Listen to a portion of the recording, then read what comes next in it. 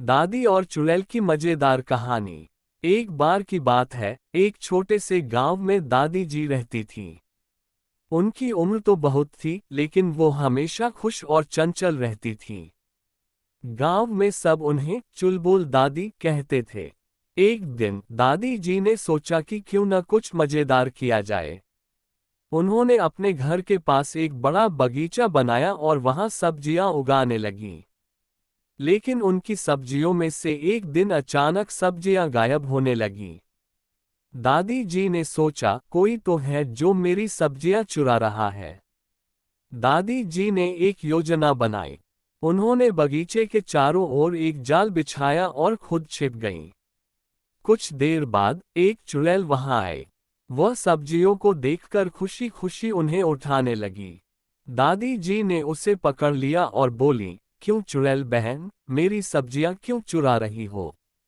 चुड़ैल ने डरते डरते कहा, मुझे सब्जियां बहुत पसंद हैं, लेकिन मैं उन्हें खरीद नहीं सकती। दादी जी मुस्कुराईं और बोली, ठीक है, अगर तुम मेरी मदद करोगी तो मैं तुम्हें सब्जियां दे दूंगी। चुड़ैल ने पूछा, किस तरह की मदद?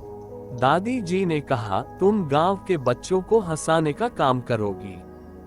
हर दिन तुम कुछ मजेदार बातें बताओगी और बदले में मैं तुम्हें सब्जियां दूंगी।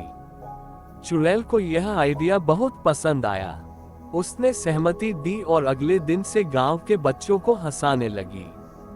वह मजेदार किस्से सुनाने लगी और सब लोग उसे पसंद करने लगे।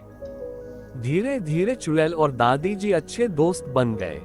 दादी जी ने चुड़ैल को अपनी सब्जियां दी और चुड़ैल ने गांव में खुशी फैलाने का काम किया।